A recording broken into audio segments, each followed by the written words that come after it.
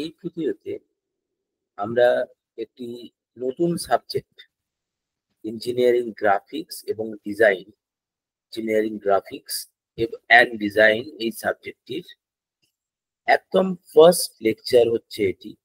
এখানে আমরা এই সাবজেক্টটিকে ইন্ট্রোডিউস করব। আমরা জানবো যে এই সাবজেক্টের কন্টেন্ট ঠিক কি রকম হয়। এই সাবজেক্টের কন্টেন্ট হয় একটা বেসিক ইন্ট্রোডাকশন, তারপর বিভিন্ন ধরনের engineering curves, orthographic projection, development of solids মানে প্রজেকশনস অফ রেগুলার সলিডস, তারপর আমাদের development of surface, sections of solids, isometric projection.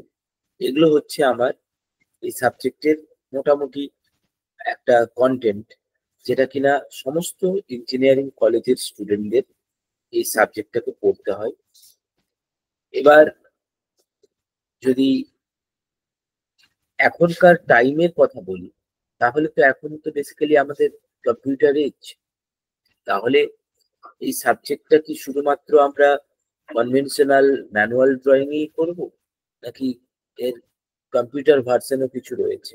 মানে কম্পিউটার এডেড ড্রয়িং কি কিছু রয়েছে? অবশ্যই রয়েছে।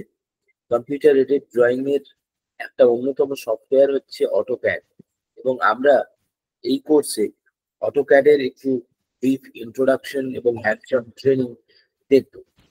এই কোর্সে বেসিক্যালি আমরা মোটামুটি যেটা ভেবেছি যে 4টে ম্যানুয়াল ড্রয়িং এবং 2টো অটোক্যাড অ্যাসাইনমেন্ট কমপ্লিট করার চেষ্টা করব। এবার আসা যাক যে সাবজেক্টে আরেকটু ডিটেলে, যে ড্রয়িং। এমনিতে তো আমরা আর্টিস্টিক ড্রয়িং খুব ছোটবেলা থেকেই করে আসছি। এবার ইঞ্জিনিয়ারিং ড্রয়িং, যেটা কিনা ইঞ্জিনিয়ার্ড প্রোডাক্টের ওপরে দরকার হয়ে পড়ে, মানে কোনো একটা নতুন ইঞ্জিনিয়ার্ড প্রোডাক্ট আমি নতুন ভাবে ইনোভেট করছি, বা আমরা রিডিজাইন করছি কোনো একটা এক্সিস্টিং প্রোডাক্টকে, যদি তার কস্ট অপটিমাইজ করতে চাই বা পারফরমেন্স এনহ্যান্স করতে চাই, তো সেই জন্য যদি আমি রিডিজাইন করতে চাই, তাহলে আমার ইনিশিয়ালি একটা প্রোডাক্টটাকে বানাতে গেলে আমার একটা ড্রয়িং দরকার হয়। তো এখন এই ড্রয়িংটা ইটসেলফ হচ্ছে আমার একটা কি বলবো, মিডিয়াম অফ ল্যাঙ্গুয়েজ। একটা it's basically universal language for engineers. কারণটা কি? কারণটা হচ্ছে এরকম, যে ইঞ্জিনিয়ারিং ড্রয়িং দিয়ে আমরা একজন ইঞ্জিনিয়ার আরেকজন ইঞ্জিনিয়ারের সাথে কথা বলতে পারি। কিভাবে? না, আমি একটা ইঞ্জিনিয়ারিং ড্রয়িং আঁকলাম এবং একজন অন্য ইঞ্জিনিয়ারকে আমি দিলাম, বললাম যে এই প্রোডাক্টটা বানিয়ে দিতে হবে। এটা আমি ভেবেছি, আমি ম্যানুফ্যাকচারিং সেকশনে দিলাম, বললাম যে এটাকে আমাকে বানিয়ে দিতে হবে। তো তাহলে সেখানেও যে ইঞ্জিনিয়ার রয়েছেন, ম্যানুফ্যাকচারিং ইঞ্জিনিয়ার, সে সেটা দেখেই কিন্তু সবকিছু বুঝে গেল, আমাকে আর আলাদা করে কিছু বলতে হলো। তো তাহলে কি দাঁড়ালো, যে আমার যে ভাবনাটা, সেই ভাবনাটা আরেকজন মানুষের কাছে ট্রান্সমিট হলো। তো সেটা ইঞ্জিনিয়ারিং ড্রয়িং এর মধ্য দিয়ে ট্রান্সমিট হলো। That means it's a language. আরেকটা জিনিস যেটা কনভেনশনাল ল্যাঙ্গুয়েজের সঙ্গে ইঞ্জিনিয়ারিং ড্রয়িং এর খুব মিল আছে, সেটা হচ্ছে যে আমাদের ইঞ্জিনিয়ারিং ড্রয়িং এরও একটা গ্রামার আছে। এটা সার্টেন রুলস অ্যান্ড রেগুলেশনস এর উপরে চলে, ঠিক যেমন কনভেনশনাল ল্যাঙ্গুয়েজেরও একটা গ্রামার আছে।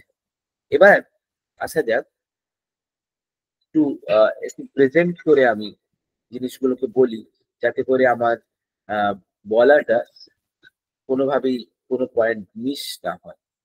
তো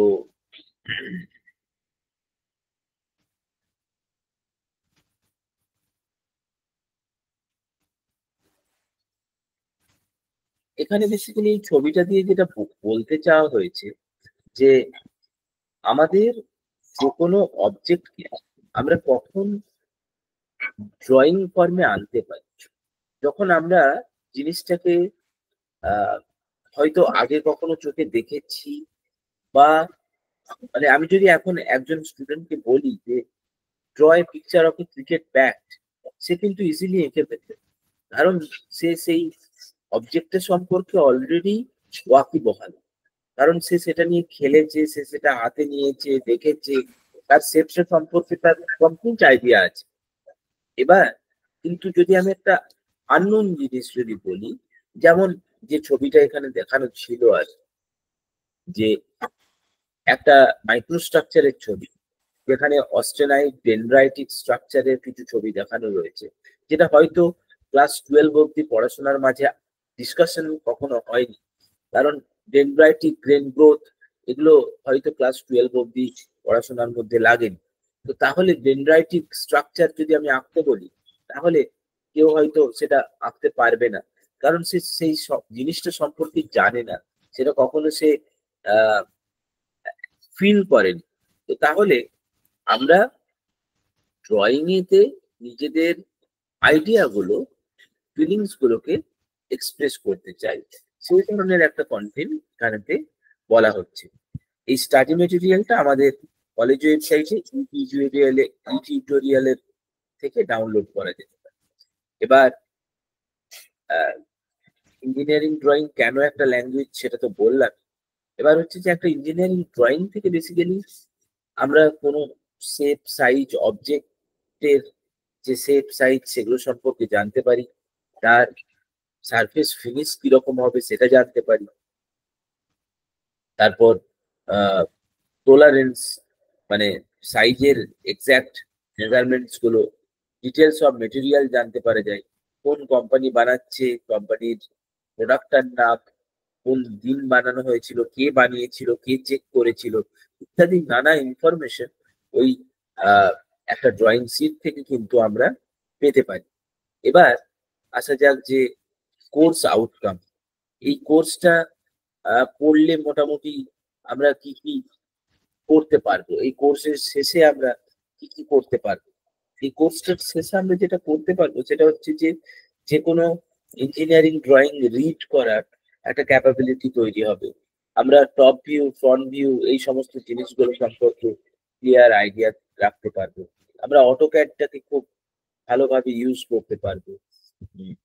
আমরা কোনো ইঞ্জিনিয়ার প্রোডাক্টের ড্রয়িং বানাতে হলে নিজেরা সেটা বানাতে পারবো, কারণ আমরা এর এবিসিডি গুলো, এর যে যেটা বেসিক যে গ্রামার, এই ধরনের জিনিসগুলো শিখে যাবো। আর এখানে খুব একটা হাই এন্ডে আমরা কাজ করব না, আমরা একেবারে প্রিলিমিনারি রুলস গুলো, বেসিক রুলস গুলো, কিছু কিছু রুল মানে রুলস গুলো আমরা জেনে ফেলবো। ওকে, তো যে যেমন বললাম যে 4টে ম্যানুয়াল ড্রয়িং করব, 2টো অটোক্যাড ড্রয়িং করব, তো এইভাবে আমরা বেসিক রুলস গুলো কিন্তু জানতে পারবো। এবার আমি একটা জাস্ট ড্রয়িং শিট মোটামুটি কিরকম হবে, ম্যানুয়াল ড্রয়িং শিট একটা একটা একবার দেখিয়ে ফেলি। মানে নট এক্স্যাক্টলি এটাই হবে, মেবি প্রবলেম গুলো ডিফারেন্ট হতে পারে। আমরা চার্ট পেপার নেব, চার্ট পেপারে এই ধরনের বর্ডার দেব, আমি এগুলো ডিটেলে আবার বলবো। এবং এখানে দেখতে পাচ্ছি যে এই জোনটাতে একটা প্রবলেম 1, এখানে একটা প্রবলেম 2, প্রবলেম 3, প্রবলেম 4, 5, 6, তার মানে একটা সিটেতে 6টা প্রবলেমস রয়েছে, এখানে একটা টাইটেল ব্লক রয়েছে। এই ধরনের জিনিসগুলো কিন্তু আমরা মানে এইভাবেই আমরা 4টে ম্যানুয়াল ড্রয়িং শিট করব। এখানে যেমন এই ড্রয়িং শিটটাতে সেকশনস অফ সলিডস এবং ডেভেলপমেন্ট অফ সারফেস যে দুটো চ্যাপ্টার বললাম, এই দুটো চ্যাপ্টারের 3টে করে 6টা প্রবলেম এখানেতে ড্র করা আছে। তো আচ্ছা, তো এখন আমি আগে আসি যে আমাদের ড্রয়িং গুলো করতে গেলে কি কি ইনস্ট্রুমেন্ট লাগবে সেই ডিটেলসে আসি, তারপর আমরা আবার ওই ড্রয়িং শিট কিভাবে করব সেই দিকে আমরা ফিরে যাব। তো প্রথমেই যেটা ড্রয়িং ইনস্ট্রুমেন্টে খুব ইউজফুল একটা ড্রয়িং ইনস্ট্রুমেন্ট, সেটা হচ্ছে ড্রয়িং বোর্ড। ড্রয়িং বোর্ডটা একটা বড় একটা বোর্ড, একটা একটা মানে বেসিক্যালি আমি বলতে পারি যে এটা একটা একটা উডেন স্ট্রাকচার, যে স্ট্রাকচারটা কিন্তু বাড়ির যে নর্মাল টেবিল তার থেকে কিন্তু আলাদা। কারণ বাড়ির টেবিলের যে এজ গুলো, সেই এজ গুলো জেনারেলি একটু কার্ভড হয়ে থাকে, কিন্তু এখানে এই ধরনের যে এই উডেন স্ট্রাকচারটা, এটা কিন্তু পুরোপুরি রেক্ট্যাঙ্গুলার। এবং এর একটা বিশেষত্ব হচ্ছে, তুমি যদি ইঞ্জিনিয়ারিং ড্রয়িং বোর্ড একটু বিভিন্ন অ্যাঙ্গেল থেকে যদি ছবি দেখার চেষ্টা করি, তাহলে আমাকে অবশ্যই, মানে আমি এইরকম একটা যদি ছবি দেখি, যেখানে একটা কালারফুল ছবি দেখতে পাবো, তাহলে একটা আমার ক্লিয়ার আইডিয়া থাকবে যে ঠিক এক্স্যাক্টলি ড্রয়িং বোর্ডটা দেখতে ঠিক কিরকম। এখানে দেখতে পাচ্ছি যে ড্রয়িং বোর্ডটাতে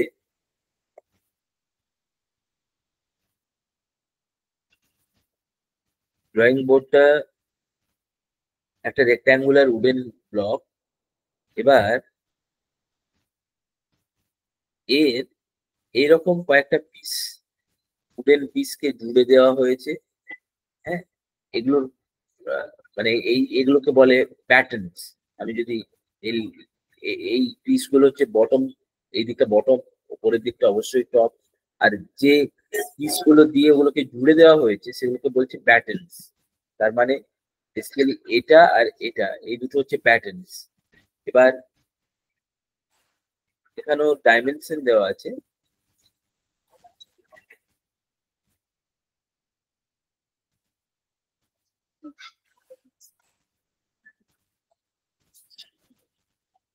আমি একটা ফিচার এখানে হাইলাইট করতে চাই, সেটা হচ্ছে এই কর্নারে একটা ব্ল্যাক কালারের এজ দেখা যাচ্ছে এক্সট্রা। মানে এটা কিন্তু এই যে এজটা, মানে এই এজটার মাঝে আর একটা উডেন পিস ওখানে এক্সট্রা লাগানো আছে, ওটাকে বলা হয় এবনি এজ। ঠিক এইরকম ধরনের একটা জিনিস। এই যে এখানে খুব একটা ব্ল্যাক এন্ড হোয়াইট হওয়াতে খুব একটা ভালো বোঝা যাচ্ছে না, কিন্তু এই ধরনের একটা, আমি আমি আরেকটু গুগল করি যে ebony edge of drawing drawing board, তাহলে এই ছবিতে হয়তো ক্লিয়ারলি বোঝা যাচ্ছে।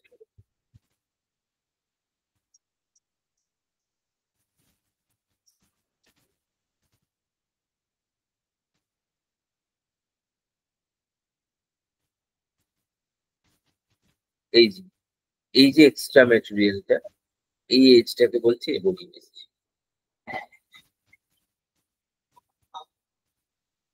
আচ্ছা, তো এবনি এজ দিয়ে বেসিক্যালি কি করতে হয় না, আমি যদি নেক্সট ইনস্ট্রুমেন্টটাতে আসি, সেই ইনস্ট্রুমেন্টটা বেসিক্যালি ওই এবনি এজ দিয়ে আহ, চালানো যায়। That is the T scale. তো টি স্কেলের ব্যাপারে আরেকটু পরে আসছি। আগে আমি ড্রয়িং বোর্ড নিলাম। ড্রয়িং বোর্ডের পরে যেটা লাগবে সেটা হচ্ছে তার উপরে একটা সিট লাগবে, একটা পেজ লাগবে। তো সেই পেজ নিয়ে একটু ডিসকাশন করে নেওয়া যাক। আচ্ছা, নর্মালি আমরা যে পেজটা দেখে অভ্যস্ত, সেটা হচ্ছে A4 সাইজের পেজ। কারণ A4 সাইজের পেজ আমাদের ডে টু ডে লাইফে অনেক লাগে। এবার একটা ইন্টারেস্টিং ইনফরমেশন এখানে যদি দিই, তাহলে হচ্ছে দুটো A4 পেজকে যদি পাশাপাশি রেখে আমি জুড়ে দিই, তাহলে সেটা কিন্তু একটা A3 পেজ হয়ে যায়। A4 থেকে নাম্বারটা কমে গেল A3, অথচ মানে এরিয়া কি হয়ে গেল, ডাবল হয়ে গেল। মানে দুটো A4 পেজকে পাশাপাশি রাখলে A3 পেজের আমি ডাইমেনশন পাবো। এবার দুটো A3 কে পাশাপাশি রাখলে পাবো অবশ্যই A2। এবার দুটো A2 পেজকে পাশাপাশি রাখলে যেটা পাবো সেটা হচ্ছে A1। A1টা হচ্ছে আমাদের কনভেনশনাল চার্ট পেপার, যেগুলো আমরা চার্ট পেপার স্কুলে বিভিন্ন প্রজেক্টে কাজ করেছি, সেগুলো হচ্ছে A1 সাইজের পেজ। এবার A1 সাইজের পেজ দুটোকে যদি আবার পাশাপাশি রাখি, তাহলে A0 সাইজের পেজ হয়। A0 সাইজের পেজ জেনারেলি আমাদের দেখতে পাওয়া যায় যেগুলোতে, যেখানে হয়তো ফ্ল্যাটের আমাদের যে এগুলো থাকে, ব্লু প্রিন্ট গুলো থাকে, দেখবো যে অনেকটা বড় করলে হচ্ছে। সেগুলো বেসিক্যালি ফ্ল্যাটের যেখানে ড্রয়িং গুলো থাকে সেগুলো হচ্ছে A0 সাইজের পেজ। এবং বৈশিষ্ট্যটা হচ্ছে এরকম যে A0 পেজের এরিয়াটা হচ্ছে 1 meter square, 1 meter square area.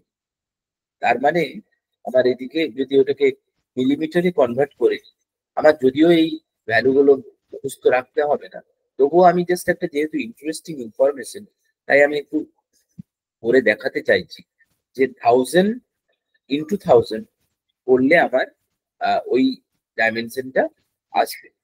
তো আমি A0 সাইজের পেজের যে ডাইমেনশন, A0 সাইজের পেজের dimension 1189 multiplied by 841, that is equals to, দেখতে পাচ্ছি মানে অলমোস্ট 10000000। তাহলে কি হলো না, 1000 মাল্টিপ্লাইড বাই 1000, এরকম একটা আমার dimension, that is 1 meter square. এগুলো মিলিমিটারে আছে, তাহলে অলমোস্ট 1 মিটার স্কোয়ার হচ্ছে আমার A0 সাইজের ডাইমেনশন। A1 হচ্ছে ঠিক তার হাফ এই এরিয়াটা। আমি যদি এটাকে ডিভাইডেড বাই 2 করি তাহলে কত ভ্যালু পাচ্ছি? মোটামুটি আমি ভাবতে পারি এটা যে 499,974, মানে বেসিক্যালি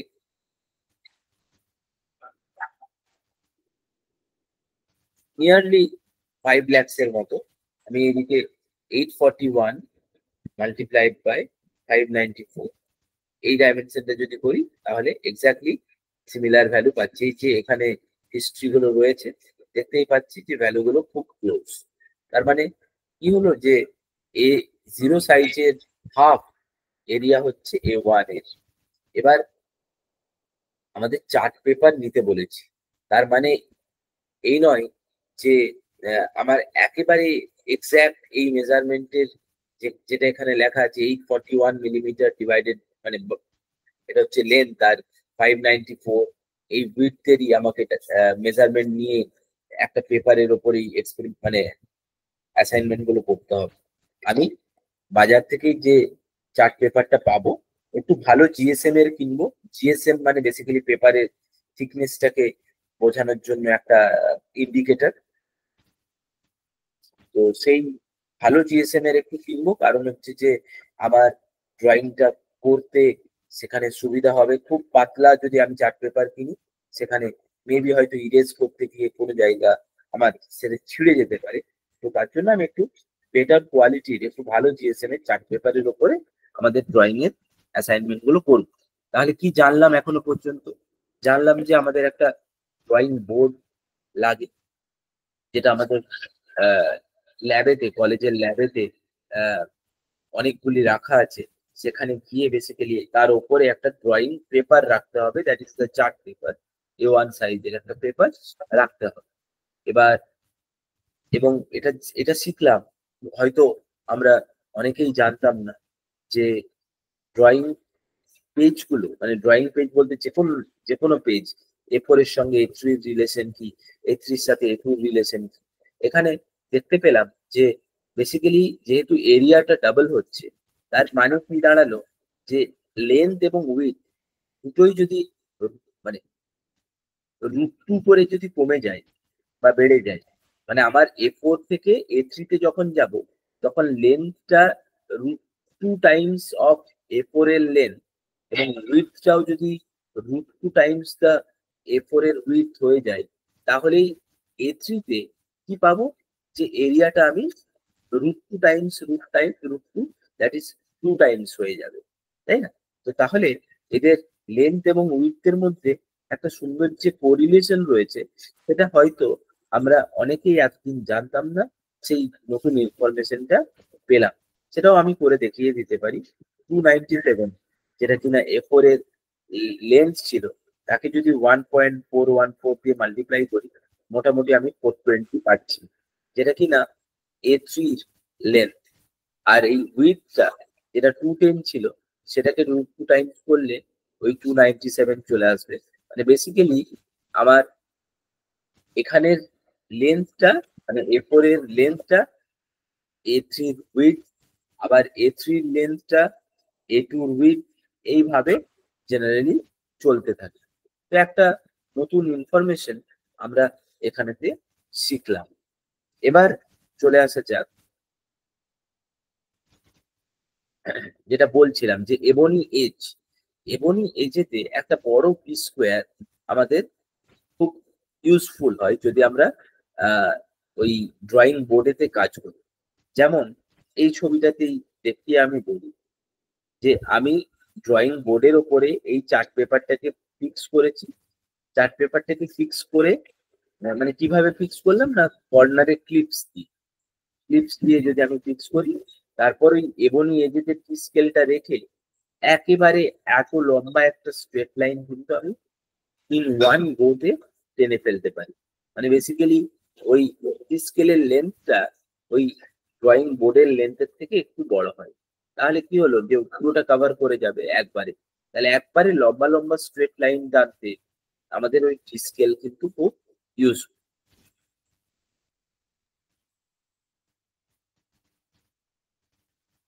এবার টি স্কেলের সাথে টি স্কেলের যে পার্টস গুলো সেগুলো ব্লেড, ওয়ার্কিং এজ, এই স্টকটা বেসিক্যালি এবনি এজেতে লাগিয়ে আমার স্লাইড করে লাইনস গুলো প্যারালাল লাইনসও আমি টানতে পারি, বোঝাই যাচ্ছে। এবার এর একটা অ্যাডভান্স ভার্সন এবং ছোট ভার্সন হচ্ছে মিনি ড্রাফটার। মিনি ড্রাফটার হচ্ছে এরকম ভাবে হোল্ড করতে হয় একটা ড্রয়িং বোর্ডের এজেতে,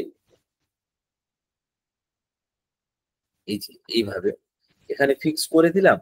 তারপর মিনি ড্রাফটারের এখানেও একটা গ্রাজুয়েশন থাকে, সেখানে জিরো দাগের সাথে একটা গ্রাজুয়েশন থাকে, সেটা মিলিয়ে নিলে বেসিক্যালি ওই সব মানে কি হয়, এখানে দুটো ব্লেড রয়েছে, একটা আছে হরাইজন্টাল, একটা আছে ভার্টিক্যাল। তার মানে 90 ডিগ্রি তে লাইন ড্র করাটা খুব ইজি হয়ে যায়। এবং একটা সার্টেন অ্যাঙ্গেলে সেট করে যদি আমি এটাকে মুভ করাই, সবসময় প্যারালাল লাইনস ড্র করতে পারবো যদি আমরা হরাইজন্টাল ব্লেডসটাকে বা ভার্টিক্যাল ব্লেডটাকে শুধুমাত্র ইউজ করি। আর দুটোর কম্বিনেশন যদি ইউজ করি, তাহলে আমি কিন্তু মানে অর্থোগোনাল মানে 90 ডিগ্রিতে থাকা যে লাইন সেগুলো টানতে পারবো। তো মিনি ড্রাফটারটাও কিন্তু একটা খুব ভালো ইউজফুল টুল আমাদের। এবার চলে আসি নেক্সট যে instrument, set square. Set square এই ইনস্ট্রুমেন্ট গুলো কিন্তু আমরা খুব ছোটবেলা থেকেই আমাদের কনভেনশনাল যে জিওমেট্রি বক্স তাতে দেখে আসছি, কিন্তু হয়তো খুব একটা ইউজ করি। বেসিক্যালি দুটো সেট স্কোয়ার থাকে, মানে একটা সেট স্কোয়ারে দুটো যে ট্রায়াঙ্গেল থাকে, সেই ট্রায়াঙ্গেল গুলো কিন্তু রাইট অ্যাঙ্গেল ট্রায়াঙ্গেল। এবার রাইট অ্যাঙ্গেল ট্রায়াঙ্গেলের মধ্যে একটা থাকে 30-60, অন্য অ্যাঙ্গেল গুলো থাকে 30-60 কম্বিনেশনে, মানে 30-60 আর একটা 90। আর একটা সেট স্কোয়ার থাকে, মানে সেটা হচ্ছে যে 45-45-90। তো এইরকম দুটো সেট স্কোয়ার থাকে। এই সেট স্কোয়ার গুলোর কম্বিনেশনে বেসিক্যালি আমরা টি স্কেলের সাথে সেট স্কোয়ার গুলোকে ইউজ করে পারপেন্ডিকুলার মানে মিনি ড্রাফটারেতে কি করলাম, মিনি ড্রাফটারে ইটসেলফ একটা হরাইজন্টাল এবং একটা ভার্টিক্যাল ব্লেড ছিল, যার ফলে আমরা পারপেন্ডিকুলার লাইনস গুলো ইজিলি ড্র করতে পারছিলাম।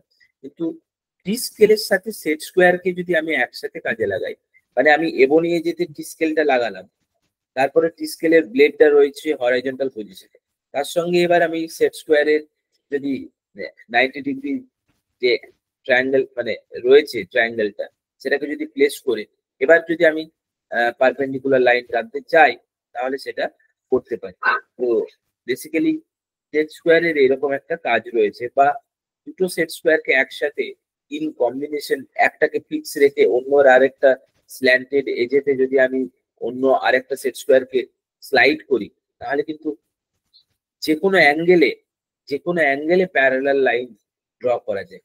মানে আমার হয়তো দরকার হলো যে খাতাটাতে, মানে আমার যে ড্রয়িং শিট, তাতে এরকম একটা ইনক্লাইন পজিশনে একটা লাইন টানতে হবে এবং তার প্যারালাল আবার একটা লাইন টানতে হবে।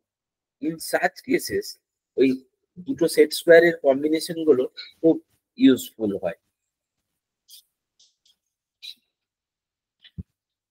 কম্পাস কম্পাস আমরা অনেক সার্কেল এঁকেছি, আমরা জানি, কিন্তু এখানে যে কম্পাসটা দেখানো হয়েছে সেটাকে ইঞ্জিনিয়ারিং কম্পাস বলা হয়। আসলে এটার সঙ্গে আমাদের কনভেনশনাল যে জিওমেট্রি বক্সের কম্পাস তার একটা ডিফারেন্স হচ্ছে যে এখানে দেখতে পাচ্ছি যে এখানে পেন্সিলের জায়গায় একটা শুধু গ্রাফাইটের মানে পোর্শন এখানে হোল্ড করা আছে, এবং এটা একটু যেন বাঁকানো। বেসিক্যালি এখানে এই দুটোকে যদি আমি ক্লোজ করি, যদি আমি এগুলোকে কাছে নিয়ে চলে আসি, দেখবো যে এই নিডলটা যেটা অ্যাবাউট এ সেন্টার নিয়ে আমরা যে কোনো ড্রয়িং করি, যে কোনো সার্কেল ড্র করি, তার সঙ্গে এই গ্রাফাইটের যে পোর্শনটা রয়েছে তার ডিস্টেন্স খুব কম। তার মানে আমি খুব ছোট রেডিয়াসের সার্কেল ড্র করতে পারবো, যেটা আমাদের কনভেনশনাল যে কম্পাস থাকে তাতে একটু গ্যাপ থাকে। মানে এই যার অ্যাবাউটে এই যে নিডলটা তার সঙ্গে পেন্সিলের টিপ এর মাঝে একটা গ্যাপ থাকাতে আমার কি হয়, একটা কনস্ট্রেন্ট তৈরি হয়ে যায় যে আমি ওর থেকে ছোট রেডিয়াসের সার্কেল আমি ওই কম্পাস দিয়ে ড্র করতে পারবো না। কিন্তু ইঞ্জিনিয়ারিং কম্পাসে আমার খুব ছোট রেডিয়াসের সার্কেলও আমি ড্র করতে পারবো। তো তার জন্য এটা একটা ইঞ্জিনিয়ারিং কম্পাস। এবার আরো একটা ইনস্ট্রুমেন্ট, ডিভাইডার। এই ডিভাইডারও কিন্তু আমাদের কনভেনশনাল জিওমেট্রি বক্সে বহুদিন থেকে আমরা দেখে আসছি, কিন্তু এটা খুব একটা বেশি ইউজ করি। আমরা হয়তো বা কোনো জায়গায় একটু দাগ দেওয়ার জন্য, মানে একটু পার্মানেন্ট দাগ, একটা ইনডেন্ট করার জন্য হয়তো কখনো কখনো ওটাকে ইউজ করেছি, কিন্তু ওটার কাজ আদৌ কিন্তু সেটা নয়। ওটা হচ্ছে বেসিক্যালি একটা ইনডাইরেক্ট মেজারমেন্টের একটা ইনস্ট্রুমেন্ট। ইনডাইরেক্ট মেজারমেন্ট বলতে ঠিক কি রকম, একটু যদি আমি এই টার্মটাকে নিয়ে ইলাবোরেট করি, তাহলে হচ্ছে এরকম যে আমার কাছে অনেক সময় অনেক সিচুয়েশনই এরকম তৈরি হয় যেখানেতে আমি ডাইরেক্টলি সেখানেতে একটা মেজারিং টেপ বসাতে পারছি না। যেমন আমি কথাই বলি, আমার কাছে যদি একটা দড়ি থাকে আর আমি একটা চারতলা বিল্ডিং এর ওপরে থাকি ছাদে, এবার আমার যদি দরকার হয় যে টোটাল বিল্ডিংটার হাইট, ওকে, তাহলে আমি কি করব, আমি বেসিক্যালি, এবং মেজারিং টেপ সেই মুহূর্তে নেই, ছাদেতে একটা দড়ি পেয়েছি, সেই দড়ি দিয়ে আমি মাপতে চাইছি, তাহলে কি করব, না আমি ছাদ থেকে সেই দড়িটাতে দড়িটায় মেবি একটা পাথর বেঁধে একটু ছোট কিছু বেঁধে আমি সেটাকে ঝুলিয়ে দেবো, সেটা দেখবো নিচ পর্যন্ত টাচ করলো, তারপর কতটা পর্যন্ত দড়িতে মেজারমেন্ট হলো সেটা আমি নিয়ে নিলাম। পরে সেই দড়িটা আমি বাড়িতে এনে, মেবি সেটা যদি খুব বেশি হাইটের হয়, আমরা টোটালটাকে না মেপে সেটাকে হয়তো দুবার বা তিনবার ফোল্ড করে মেজারিং টেপে দেখে নিলাম, তারপর মাল্টিপ্লাই করে বেসিক্যালি দড়িটার মেজারমেন্টটা আমি যদি করে নিই, তাহলেই আমি বিল্ডিং এর হাইট পেয়ে যাবো। ঠিক এইরকম সিচুয়েশন অনেক সময়ই আমাদের তৈরি হয় যখন আমরা ডাইরেক্টলি হয়তো মেজারিং টেপটা সেখানে ইউজ করতে পারছি না। তো ইন সাচ কেসেস আমার কিন্তু ওই ডিভাইডারের একটু গ্যাপ ক্রিয়েট করে নিয়ে আমি একটা মেজারমেন্ট তুলে নিলাম। এবার সেই মেজারমেন্টটা কিন্তু আমি চাইলেই পরে আমার যে স্ট্যান্ডার্ড যে স্কেল রয়েছে সেই স্কেলেতে ফেলে আমি সেখান থেকে সেই মেজারমেন্টটাকে রিড করতে পারবো। এবার আসি পরের ইনস্ট্রুমেন্টের কথা, পেন্সিল। পেন্সিল খুব ইম্পর্টেন্ট একটা ইনস্ট্রুমেন্ট অবশ্যই, কারণ পেন্সিল দিয়েই আমার যাবতীয় ড্রয়িং গুলোকে করতে হবে। এবার পেন্সিলের মধ্যেও যারা অলরেডি আমরা একটু আর্টিস্টিক ড্রয়িং করে অভ্যস্ত, তারা জানি যে ডিফারেন্ট টাইপস এর পেন্সিল আছে। লাইক কয়েকটা নাম বলি, যেমন 2H, 4H, 6H। মানে H স্ট্যান্ডস ফর বেসিক্যালি এখানে হার্ডার, মানে একই রকম স্ট্রেস দিলে, মানে আমরা পেন্সিলে নর্মালি যেরকম দাগ ফেলছি, তাতে একটা এইচ পেন্সিলে যে ডার্কনেসের দাগটা হবে, 2H বা 4H পেন্সিলে তার থেকে গ্র্যাজুয়ালি কম ইন্টেন্সিটির দাগটা হবে একই লেভেল অফ প্রেসারে। সিমিলারলি এবার যদি আমি ওপরের দিকে আসি, মানে আরো সফটনেসের দিকে আসি, HB, 2B, 4B, 6B, 8B, 10B, 12B, এরকম বি দেওয়া যে টার্ম গুলো, এবং এগুলো যত যত বাড়তে থাকে তত আমার কি হয়, তত ডার্কনেসটা বাড়ে। মানে পেন্সিলের টিপ গুলো খুব নরম হয়, গ্রাফাইটটা অনেক ওখানে ডার্কার হয়, খুব অল্প প্রেসারে একটু ডার্ক লাইন পাই। এবার ঘটনা হচ্ছে যে তাহলে এইরকম ডিফারেন্ট টাইপস এর পেন্সিল সম্পর্কে জেনে আমার লাভটা কি? লাভ হচ্ছে আমরা কয়েকটা আমি এই ড্রয়িং এর ছবিটা দিয়ে দেখিয়ে বলি একটু যে আমাদের ইঞ্জিনিয়ারিং ড্রয়িং এ বিভিন্ন সময়ে বিভিন্ন টাইপের লাইনস টানতে হয়, সেই নিয়ে আমরা পরে ডিসকাস করব। কিন্তু অ্যাটলিস্ট এইটুকু দেখিয়ে বলতে পারছি যে এখানে এই যে আউটলাইনটা, সে আউটলাইনটা যথেষ্ট ডার্ক, অথচ মাঝখানে এই যে অন্য দাগগুলো রয়েছে সেগুলো অনেকটাই লাইট। তাহলে হাতে এই ধরনের ড্রয়িংটা আমি তৈরি করব কি করে যদি না আমি ডিফারেন্ট টাইপস এর পেন্সিলস ইউজ করি? তো তার জন্যই আমরা ডার্ক আউটলাইন যখন করব, সেই আউটলাইনটাকে তৈরি করার জন্য হয়তো বা আমরা 2B পেন্সিল ইউজ করতে পারি। আর আমাদের এই মাঝের অন্য লাইট কালারের শেডিং গুলো করার জন্য হয়তো আমরা 2H পেন্সিল ইউজ করলাম। তার মানে কি হলো, আমি একটা লেভেলের ডিফারেন্স রাখলাম, মানে যাতে করে আমার কাজটা অনেক ইজি হয়ে যায়। আমি একই ইন্টেন্সিটিতে একই প্রেসার দিয়ে ড্রয়িং গুলো করব, অথচ আউটলাইনটা আমার ডার্ক হয়ে যাবে যেহেতু আমি 2B পেন্সিল ইউজ করছি। আর যেহেতু অন্য লাইন গুলো যেগুলো আমি লাইট শেডিং এর উপরে করতে চাই, সেগুলো যদি 2H পেন্সিল দিয়ে করি, তাহলে আমার ওই যে একটা ইন্টেন্সিটির যে ডিফারেন্স, যেটা কিনা এই ছবিতে পরিষ্কার বোঝা যাচ্ছে, তো সেই ধরনের ইন্টেন্সিটি ডিফারেন্স গুলো কিন্তু আমি ইজিলি ক্রিয়েট করতে পারবো। এবার নেক্সট ইনস্ট্রুমেন্টের কথায় আসি, যেটা হচ্ছে ফ্রেঞ্চ কার্ভ।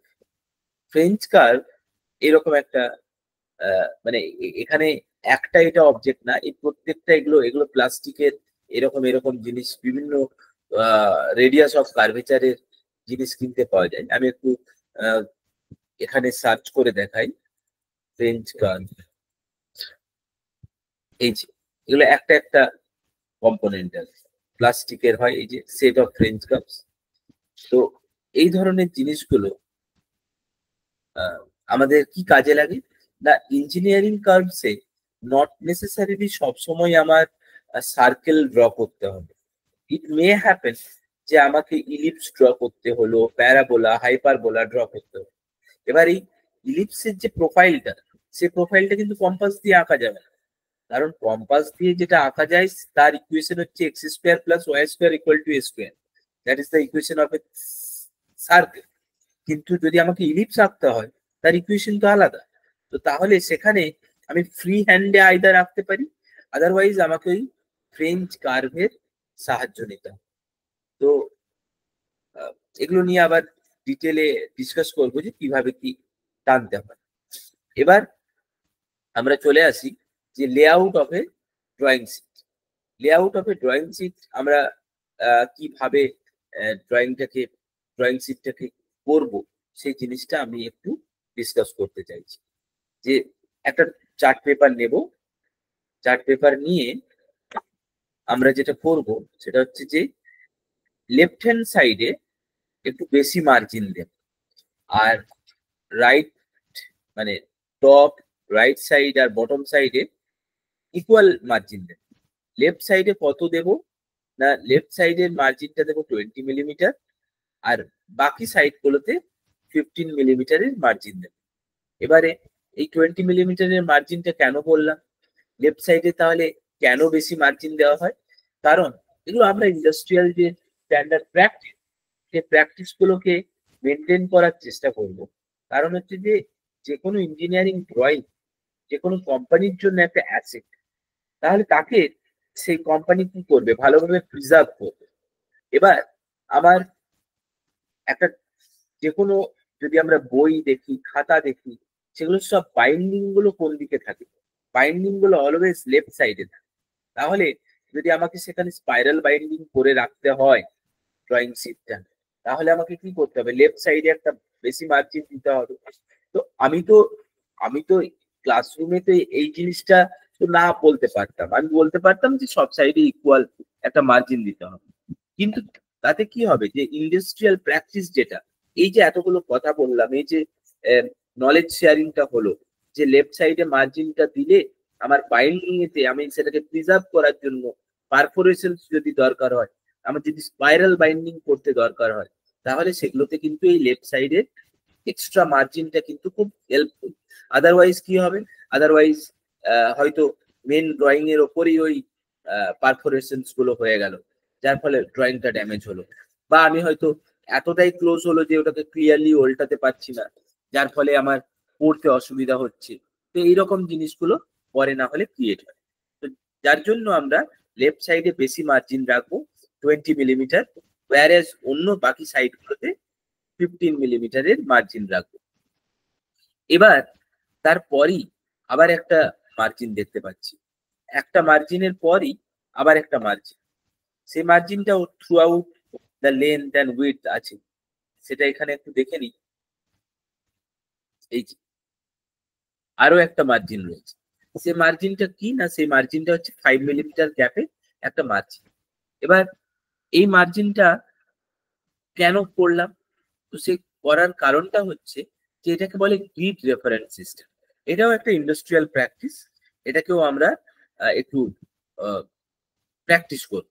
মানে এখানে যদি আমি দেখি, তাহলে দেখতে পাচ্ছি এটা এই বাইরের আউটলাইনটা হচ্ছে আমার ড্রয়িং শিটের আউটার এজটা, তারপরে এই 20 মিলিমিটার এবং 15 মিলিমিটার মার্জিনের কথা বলেছি, তারপরে এই 5 মিলিমিটারের অফসেট রেক্ট্যাঙ্গেল যেটা লেখা আছে, সেটা হচ্ছে ওই লাইনটা।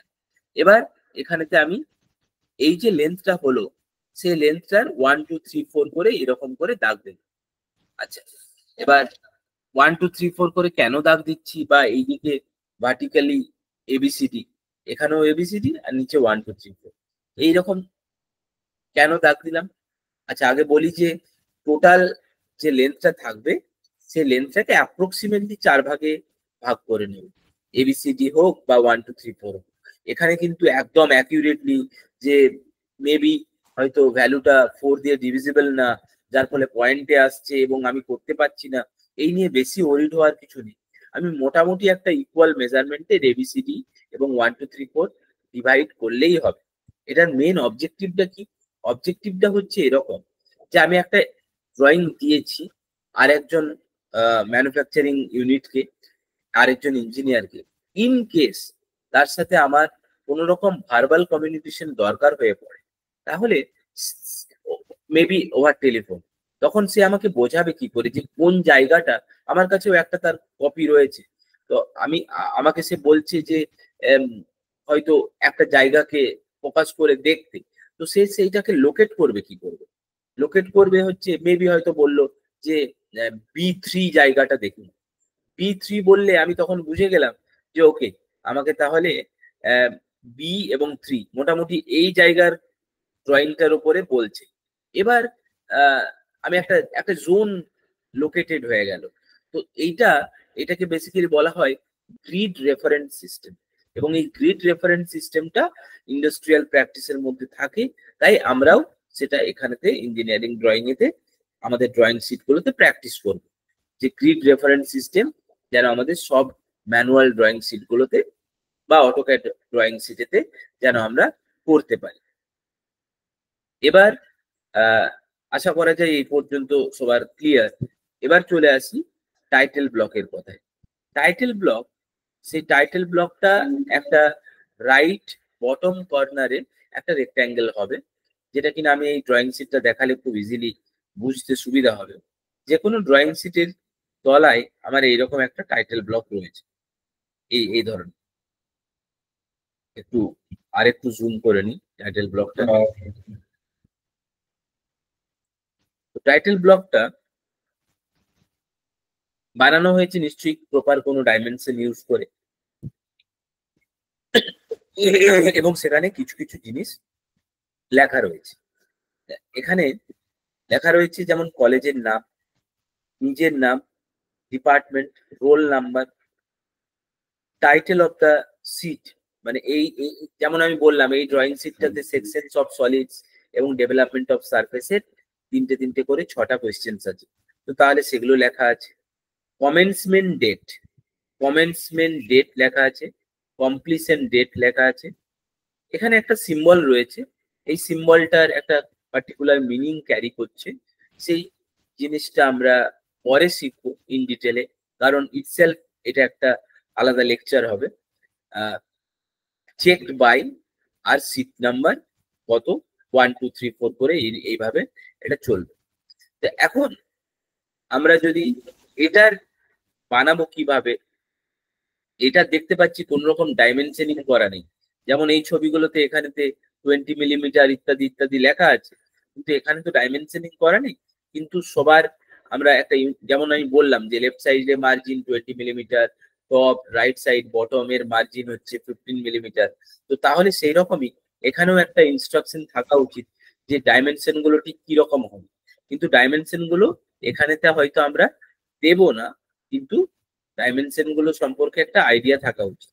তো সেই রকম একটা ডাইমেনশনের জন্য আমি এইরকম ভাবে ভাবতে পারি যে 185/65 এর একটা আমি টাইটেল ব্লক ওখানে ড্র করব। সেই টাইটেল ব্লকের আবার এইভাবে 10 মিলিমিটারের একটা গ্যাপ থাকবে, যেখানে কলেজের নাম, নিজের নাম, ডিপার্টমেন্ট, রোল নাম্বার ইত্যাদি লেখার জন্য। তারপর টাইটেল লেখার জন্য একটা 10 মিলিমিটারের গ্যাপ। তারপর কমেন্সমেন্ট ডেট, কমপ্লিশন ডেট, এগুলো লেখার জন্য একটা করে আমার 5 মিলিমিটারের গ্যাপ, এবং পরে এই ড্রয়িংটা আঁকার জন্য একটা 20 মিলিমিটারের গ্যাপ।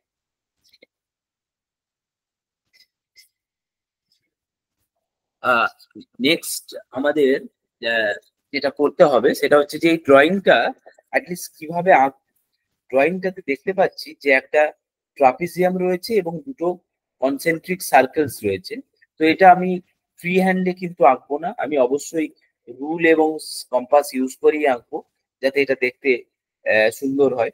তো এটার মিনিংটা না হয় আমরা পরে ডিসকাস করব, কিন্তু কন্টেন্টটা যেন দেখতে সুন্দর হয় তার জন্য অবশ্যই আমরা স্কেল এবং কম্পাস দিয়েই আঁকবো।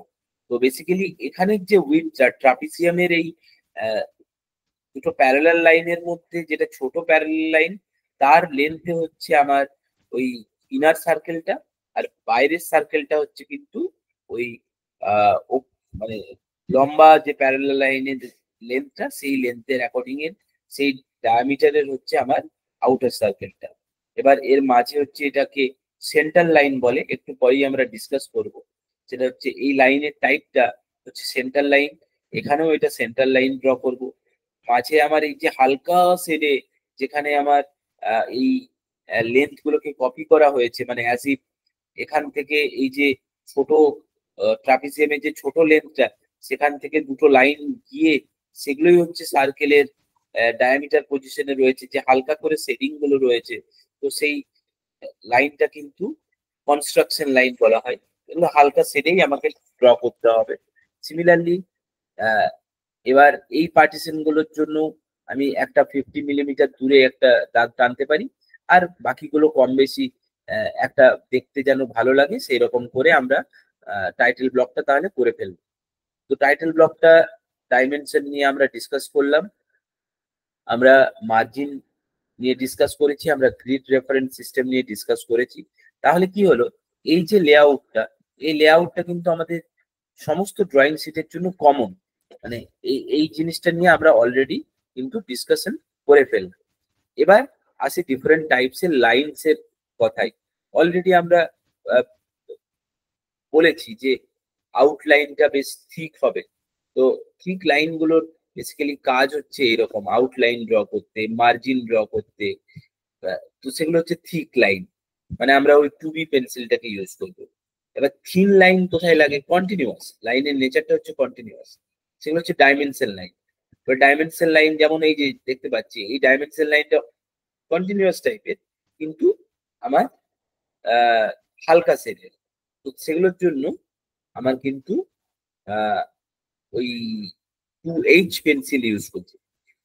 এবার নেক্সট যেটা লাগে সেটা হচ্ছে যে শর্ট ড্যাশ, এরকম dash dash dash dash line লাগে, সেগুলোকে হিডেন লাইন বা ইনভিজিবল ইন্টেরিয়ার সারফেস যদি আমাকে দেখাতে হয় হিডেন লাইন, তখন আমি এই জিনিসটাকে ইউজ করব, ড্যাশ ড্যাশ ড্যাশ।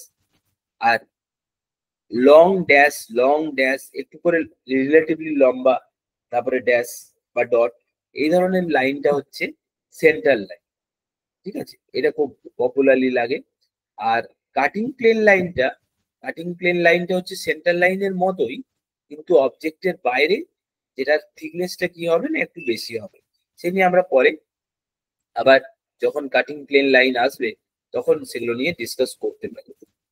বা ইনফ্যাক্ট এই ছবিটা যেহেতু আমাদের সেকশনস অফ সলিডস এরই, তাই আমি এখানে ডিসকাস করলেও খুব একটা খারাপ হয় না। যেমন দেখতে পাচ্ছি যে এখানে একটা রেক্ট্যাঙ্গেল মতো জিনিস রয়েছে যেটাকে এখানে কাটা হয়েছে। কাটিং প্লেন মানে হচ্ছে অবজেক্টটার মানে এটা সেন্ট্রাল লাইনের মতোই দেখতে, লং ড্যাশ এরকম করেই লাইনের প্যাটার্নটা, কিন্তু অবজেক্টের বাইরে এই লাইনের থিকনেসটা বেশি, হোয়ারএজ অবজেক্টের ভেতরে এই লাইনের থিকনেসটা একেবারেই সেন্ট্রাল লাইনের মতন। তো এটাই হচ্ছে আমার এই কাটিং প্লেন লাইনের বিশেষত্ব। এবার কিছু না বলা থাকলে আমরা সমস্ত ইউনিটস যেগুলো নেব সেগুলো হচ্ছে মিলিমিটার ইউনিটে নেব, এবং তার জন্য এখানেতে এই টাইটেল ব্লকের পাশে এরকম জায়গায় একটা লিখে দেওয়া যায় যে all dimensions are in millimetre. তাহলে কি না এখানে আলাদা করে আমাকে 20 mm লিখতে হলো না, বা 120 mm লিখতে হলো না, এখানে কথাগুলো বাদ দিচ্ছি এবং এখানে একটা জেনারেল লিখে দিচ্ছি যে all dimensions are in millimetre. তাহলে এই জিনিসটা নিয়েও আমরা ডিসকাস করলাম।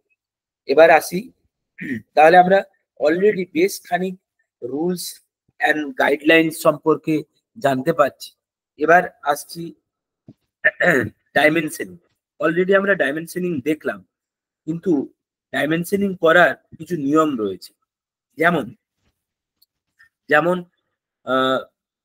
দুটো সিস্টেম আছে, একটাকে বলে অ্যালাইন্ড সিস্টেম আর একটাকে বলে ইউনিডাইরেকশনাল সিস্টেম। আমি যদি এই দুটো ছবি পাশাপাশি রেখে এখন একটু ভিডিওটাকে পজ করে বলি যে think the difference between the dimensions, তাহলে সবাই হয়তো নোটিস করবে যে এখানে 60 যে লেখাটা রয়েছে সেই লেখাটা লাইনের লেফট হ্যান্ড সাইডে রয়েছে, এখানে সেটা মাঝে রয়েছে। তার মানে একটা ডাইমেনশন লাইনকে ব্রেক করে তার মাঝে একটা লেখা রয়েছে, আর একটা হচ্ছে যে লাইনটাকে কন্টিনিউয়াসলি রেখে আইদার তার মানে ওপরে বা পাশে, এখানে যেমন ওপরে এবং এইদিকে হচ্ছে পাশে লেখা হচ্ছে। তো তাহলে এটা একটা যেমন প্যাটার্ন। সিমিলারলি আরেকটা জিনিস যদি আমরা নোটিস করতে চাই যে ইউনিডিরেকশনাল সিস্টেমের যে লেখাগুলো, যে ডাইমেনশনের ভ্যালুগুলো, সেগুলো আমরা একটা পেজের বটম থেকে দাঁড়িয়ে কনভিনিয়েন্টলি রিড করতে পারি। কথাটা কি বললাম? কনভিনিয়েন্টলি রিড করা মানে আমি তো, যেহেতু এখন আমরা অনেকটাই বড় হয়েছি এবং যে কোনো ভাবে লেখা থাকলে, নাম্বার লেখা থাকলে আমরা হয়তো পড়তে পারি, তো কনভিনিয়েন্টলি রিড করতে পারাটা হচ্ছে, সেটা হচ্ছে যে পেজের বটম পোর্শন থেকে যদি থাকি তখন পড়তে পারছি। আর এখানের গুলো অ্যালাইন সিস্টেমের গুলো কি, পেজের বটম এবং রাইট সাইড থেকে কনভিনিয়েন্টলি রিড করা যায়। পেজটার আমি রাইট সাইডে যদি চলে যাই, আমি যদি এইদিকে দাঁড়াই, তাহলে বাকি ডাইমেনশন গুলো, এই দিকের ডাইমেনশন গুলো রিড করতে পারি। তাহলে অ্যালাইন সিস্টেম আর ইউনিডিরেকশনাল সিস্টেমের মধ্যে অ্যাটলিস্ট কিছু পার্থক্য বুঝতে পারলাম। এবার আমাকে কি করতে হবে, আমাকে ড্রয়িং শিটে যে কোনো একটা ধরনের সিস্টেমকে মেনটেন করতে হবে, আইদার অ্যালাইন না হলে ইউনিডিরেকশনাল, যে কোনো একটা ধরনের সিস্টেম আমি ফলো করব। এবার আসা যাক পরের টপিকে, যে আরেকটা নতুন ধরনের লাইনের কথা এখানে বলতে হয়, সেটা হচ্ছে এক্সটেনশন লাইন। এক্সটেনশন লাইন কোনগুলোকে বলে? এক্সটেনশন লাইন হচ্ছে আমার মেন আউটলাইনটা কিন্তু এখানে এই সি শেপের একটা যে মানে পোর্শন রয়েছে সেটা হচ্ছে মেন আউটলাইন, এবং তার মাঝে একটা সার্কেল রয়েছে। এবার আমাদের যাবতীয় লেভেলিং গুলো সেগুলো বাইরে আছে, সেগুলো এই অবজেক্টের মেন অবজেক্টের বাইরে রয়েছে। তাহলে আমাকে কি করতে হচ্ছে যে এখান থেকে এই গ্যাপটাকে বোঝানোর জন্য আমাকে 28 মিলিমিটার যেটা লিখছি সেটা বোঝানোর জন্য এই যে গ্যাপটা সেটাকে আমাকে এক্সটেন্ড করতে হচ্ছে। ঠিক বাড়িতে যেমন এক্সটেনশন পাওয়ার কেবল থাকে, তো ঠিক সেরকমই আর কি, আউটলাইনটাকে এক্সটেন্ড করে বের করে আনা, বের করে এনে লেভেলিংটাকে করা। তো তাকে মানে এই লাইনটাকে বলে এক্সটেনশন লাইন, আর এটা তো যেমন আছে ডাইমেনশনিং লাইন সেটা। তো এক্সটেনশন লাইনের একটা, এখানে হয়তো খুব ভালো করে সেটা বোঝা যাচ্ছে না, কিন্তু যেটা হয় যে মেন আউটলাইনের সঙ্গে একটা ভিজিবল গ্যাপ থাকে, ঠিক আছে, মানে চোখে দেখে যেন একটা গ্যাপ দেখতে পাই, মানে মেন আউটলাইনের থেকে একটা সার্টেন ছোট্ট অল্প ভিজিবল গ্যাপ থাকবে, দিয়ে এক্সটেনশন লাইনটা বেরিয়ে আসবে। এটা হচ্ছে প্রপার রুল, ঠিক আছে। এখানেও দেখতে পাচ্ছি যে ভিজিবল গ্যাপ রয়েছে, এখানেও ভিজিবল গ্যাপ রয়েছে, এখানেও ভিজিবল গ্যাপ রয়েছে, ঠিক আছে। তো এই এই জিনিসগুলো আমাদেরকে খেয়াল রাখতে হবে যে এক্সটেনশন লাইন কোনটা। Extension line generally main outline থেকে ফার্স্ট যে ডাইমেনশনটা পড়ে সেটা হচ্ছে মেন আউটলাইন থেকে 10 মিলিমিটার দূর। তো আমি কি এগুলো সবগুলো তাহলে মেজারমেন্ট করে করে করবো না, এটা রুলটা জেনে রাখলাম। কিন্তু এগুলো এই বেসিক্যালি কি করতে হবে আমাকে, একটা চোখের আন্দাজে একটু 10 মিলিমিটার গ্যাপেতে প্রথম মেজারমেন্টটা দিলাম, তারপরের মেজারমেন্টটা দিলাম, তারপর থেকে 6 মিলিমিটার গ্যাপ, জেনারেলি এইভাবে লেভেলিং গুলো করা হয়ে থাকে। লিডার লাইন, লিডার লাইনটার ডিসকাশন হচ্ছে, লিডার লাইন আমাদের লাগে জেনারেলি কোনো সার্কেলের রেডিয়াস ডায়ামিটার এগুলোকে রিপ্রেজেন্ট করতে। যেমন যেমন এখানে এই যে সার্কেলটা, এই সার্কেলটার ডায়ামিটার বোঝানোর জন্য এখানে একটা অ্যারো দিয়ে এটাকে বের করে এনে এখানে 5 সাইজ লেখা আছে। ডায়ামিটার লেখা বোঝানোর জন্য একটা 5 সিম্বল ইউজ করা হয়। এটাই যদি রেডিয়াস বোঝাতে হতো তাহলে আর সিম্বল ইউজ করতাম। মেবি এখানে এই সার্কেলটার জন্য আমি লিখতেই পারি 520 অথবা R10। তার মানে কি, R10 লেখা মানে রেডিয়াস 10 মিলিমিটার, আর 520 লেখা মানে ডায়ামিটার 20 মিলিমিটার। এইরকম কনসেপ্ট গুলো আমার কিন্তু এখানে জেনে নেওয়া দরকার। লিডার লাইন নিয়েও ডিসকাশন করলাম। এবার হচ্ছে অ্যারো। অ্যারোটাও খুব ইন্টারেস্টিং একটা টপিক, যেখানে ইঞ্জিনিয়ারিং ড্রয়িং এ আমরা এই যে অ্যারো গুলো দিয়েছি এখানে দেখতে পাচ্ছি অনেক অ্যারো আছে। অ্যারো গুলো এইভাবেই আঁকার চেষ্টা করব ম্যানুয়াল ড্রয়িং এ, আর অটোক্যাডে তো অটোমেটিক্যালি ও নিয়ে নেবে। সেটা হচ্ছে যে অ্যারোর একটা বিশেষত্ব আছে, সেটা একটু বুঝিয়ে বলি আগে। অ্যারোর এই যে অ্যারো হেডটা, সেটাকে এই এই পোর্শনটাকে বলে অ্যারোর উইডথ, আর এটাকে বলে অ্যারোর লেন্থ। এবং এখানে একটা রুল হচ্ছে যে লেন্থটা হবে উইডথের 3 টাইমস। লেন্থ যদি উইডথের 3 টাইমস হতে হয় তাহলে আমাকে এটা একটা খুব ছোট অ্যাকিউট অ্যাঙ্গেলে এটাকে ড্র করতে হবে। আদারওয়াইজ লেন্থটা বড় উইডথটা কম, সেই জিনিসটা আসবে না। এবার পরে পর সেটাকে হালকা শেডিং, এমন নয় যে আমি ড্রয়িংটা আঁকার পর শুধু এই অ্যারো হেড গুলোই যেন চোখেতে মানে বেশি পড়ছে, সেরকম যেন জিনিস না হয়। It's a part of dimensioning line. তাহলে ডাইমেনশনিং লাইনের যে থিকনেস, সেরকম থিকনেসই যেন ওই অ্যারো হেডেরই থাকে, ঠিক আছে। এখানে যত অ্যারো হেড দেখতে পাচ্ছি এই আমার করে মানে অলরেডি করে রাখা এই যে অ্যাসাইনমেন্টটাতে, সেখানে দেখতে পাচ্ছি অ্যারো হেড গুলো এমন খুব বেশি ডার্ক হয়নি যেটা হয়তো আউটলাইন কেও ছাপিয়ে গেছে বা কিছু। তো আমাকে মাথায় রাখতে হবে arrow head is a part of dimensioning line. তো সেই ডাইমেনশন লাইনের ইন্টেন্সিটিতেই আমাকে অ্যারো হেড গুলো ফিল করতে হবে। তো এগুলো জেনারেল ইনস্ট্রাকশন। আমরা অ্যাঙ্গেলের ডাইমেনশন দিতে জানি, অ্যাঙ্গেলের ডাইমেনশন এইভাবে দেব, ঠিক আছে। এই ধরনের দেব না, কারণ এগুলো এরর গুলো বুঝতেই পারছি। এখানে সেন্টার অফ দা আর্ক হবে না, হ্যাঁ। যে কোনো মেজারমেন্ট মেন আউটলাইন থেকে একটু বাইরে নেব, ভেতরে নেব না, হ্যাঁ। তো এই ধরনের রুলস অফ ডাইমেনশনিং গুলো আমরা শিখলাম। এবার এই পর্যন্ত যে কন্টেন্টটা হলো, এই কন্টেন্ট গুলো হচ্ছে আমার জেনারেল ডিসকাশন। এই জেনারেল ডিসকাশনটা কিন্তু আমার সমস্ত ম্যানুয়াল ড্রয়িং এর জন্যই লাগবে। এবার নেক্সট আমরা একটা ভিডিও আবার ডিসকাস করব। সেই ভিডিওতে শুধুমাত্র সিট নাম্বার 1 এতে কি করতে হবে সেই নিয়ে ডিসকাশন করব। তাহলে কি হলো যে আমার এই যে কমন একটা ডিসকাশন, ইঞ্জিনিয়ারিং গ্রাফিক্স এর introduction, engineering graphics and design এই সাবজেক্টের একটা ইন্ট্রোডাকশন, যেটাকে আমরা পপুলারলি ইঞ্জিনিয়ারিং ড্রয়িং বলে থাকি, তার একটা ইনিশিয়াল কমন ডিসকাশন আমরা করলাম, যেখানে বেশ কিছু সেট অফ রুল আমরা দেখলাম। আমরা ডাইমেনশনিং এর রুল জানলাম, আমরা অ্যালাইন ইউনিডাইরেকশনাল সিস্টেম দেখলাম, extension line, leader line, different types of line, তার কোথায় কোথায় ব্যবহার, বিভিন্ন ড্রয়িং ইনস্ট্রুমেন্ট সম্পর্কে জানলাম। তো এইভাবে আমরা একটা total overview of the subject, যেটা কিনা আমি লেকচার 1 বলতে পারি, সেই ডিসকাশনটাকে কমপ্লিট করলাম। এর পরের ডিসকাশনে আমরা আসবো যে আমার সিট নাম্বার 1 এতে এক্স্যাক্টলি কি কি করতে হবে।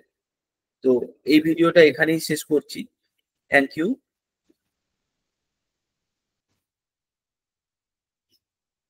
Thank you all.